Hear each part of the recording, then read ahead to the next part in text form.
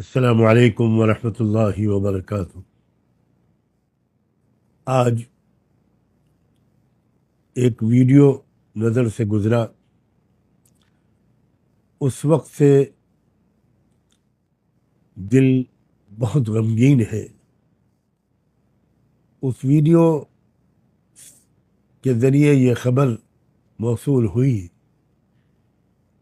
کہ مغربی U P کے مشہور شہر مظفر نگر کے کسی علاقے میں کسی کیفے پر یا دو کیفے پر پولیس نے چھاپا مارا اور وہاں 40 لڑکیوں اور لڑکوں کو بہت ہی گندے اور ناقابل بیان کاموں میں مصروف پایا۔ رنگے ہاتھوں ان کو پکڑا گیا۔ ان کے پاس سے شراب اور بیئر کی بوتلیں بھی ملی اور دوسری اور کچھ چیزیں بھی ملی جن کا میں نام نہیں لے سکتا۔ اور بہت ہی افسوس اور دکھ اور شرم کی بات ہے کہ لڑکیاں شاید سب کی سب مسلمان تھیں اور لڑکے سب یا ایک دو کو چھوڑ کر باقی اکثریت ہندو لڑکوں کی تھی۔ میری یادداشت کے مطابق ابھی تھوڑے دن پہلے مظفر نگر ہی میں ایسا ہی ایک واقعہ، شرمناک واقعہ پہلے بھی پیش آ چکا ہے۔ مجھے الفاظ نہیں مل رہے ہیں جن کے ذریعے میں اپنے دکھ درد کا اظہار کر سکوں اور مسلم والدین کو سے کچھ عرض کر سکوں۔ میں خود مغربی یو پی کے ضلع سنبھل کا اصل باشندہ ہوں، آبائی وطن میرا وہی ہے، اور میں مغربی یو پی کے حالات سے خاصا واقف ہوں۔ ویسے تو یہ بے حیائی اور بے شرمی کی وبا، آندھی اور سونامی پورے ملک میں چل رہی ہے، پوری دنیا میں شاید چل رہی ہے، لیکن میری معلومات کے مطابق مغربی یو پی کے وہ اضلاع جہاں مسلمان بہت خوشحال ہیں اور اکثریت میں ہیں یا بڑی تعداد میں، وہاں کی صورتحال بہت بری ہے، بہت بری ہے، بہت بری ہے۔ میں پہلے مسلمان بچیوں کے والدین سے ان کے پورے احترام کے ساتھ کچھ کہنا چاہتا ہوں۔ کیا یہ بات صحیح نہیں ہے کہ آپ نے اپنے بچوں اور بچیوں کی تربیت کی طرف دھیان نہیں دیا؟ آپ نے ان کو ایک شریف پاکیزہ زندگی کے آداب اور اطوار نہیں سکھائے۔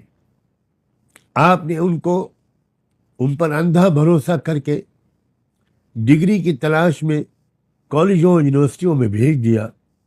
بالکل خبر نہیں لی آپ نے کہ کالج میں وہ تعلیم حاصل کر رہی ہیں یا اخلاق بیچ رہی ہیں، کردار کا سودا کر رہی، اسلام کو بدنام کر رہی ہے۔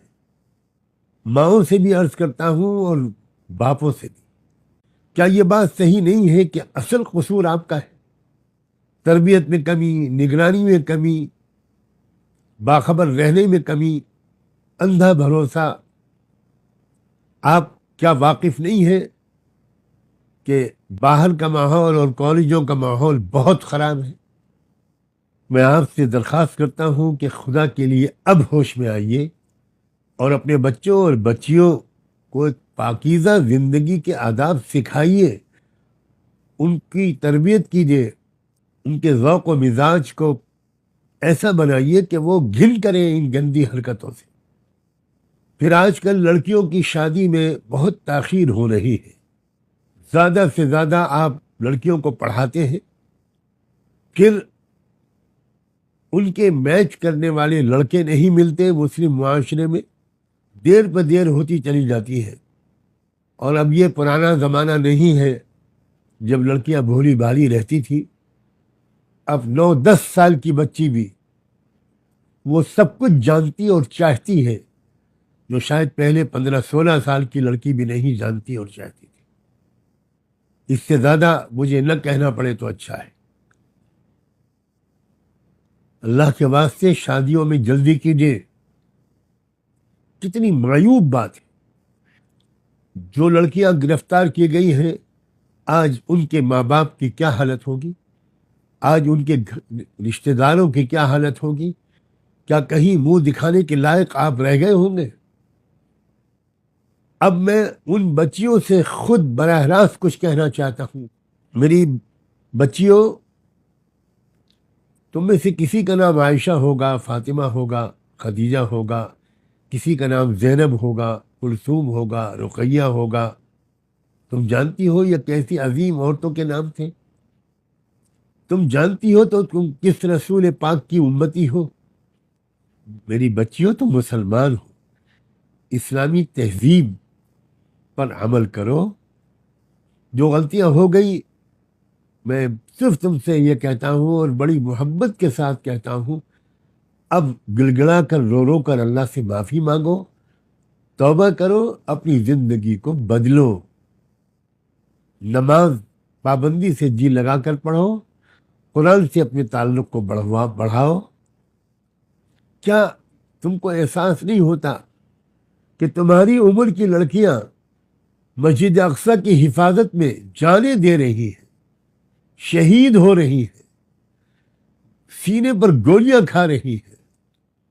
ان کی تمنائیں، ان کا کیریکٹر، ان کا کردار، ان کے جذبات کیا ہیں؟ اور میں اس سے زیادہ کہہ کر تمہارا دل دکھانا نہیں چاہتا کہ تم خود اپنے گریبان میں جھانک کر دیکھو کہ ان کا کردار کیا ہے اور تمہارا کردار کیا ہے. ان کی مشغولیتیں اور دلچسپیاں کیا ہیں اور تمہاری مشغولیتیں اور دلچسپیاں کیا ہیں. کیا تم اس بات کو نہیں سمجھتی کہ جن لڑکوں کو تم اپنا دوست سمجھ رہی ہو وہ تمہارے بدترین دشمن ہیں؟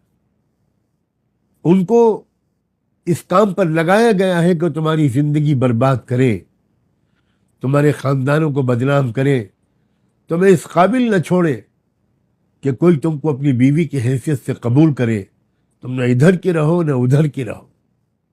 میں جانتا ہوں کہ تم پر جادو بھی کرایا جا رہا ہے، لیکن میں یہ بات بھی صاف کہہ دینا چاہتا ہوں، انہوں نے دور بیٹھ کر تم پر جادو نہیں کیا ہے، پہلے تم سے دوستی کی ہے. تم ان کی دوست بنی ہو، ان کے ساتھ پارکوں اور ہوٹلوں میں گئی ہو، تبھی ان کو موقع ملا کہ وہ کچھ مٹھائی کھلا کر یا کسی اور طریقے سے جادو کریں تم پر، اگر انہوں نے جادو کیا ہو. اور میں ان ہندو لڑکوں سے بھی کچھ کہنا چاہتا ہوں، حالانکہ مجھے شک ہے کہ میری یہ بات ان تک پہنچ پائے گی.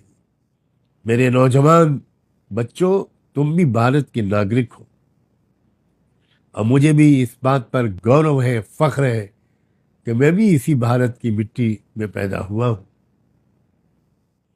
بچوں، تمہارے سماج اور تمہاری قوم میں بڑے بڑے لیڈر پیدا ہوئے، بڑے بڑے رشی منی اور مہاتما پیدا ہوئے، جنہوں نے مانوتا کی اور دیش کی بڑی خدمت کی ہے.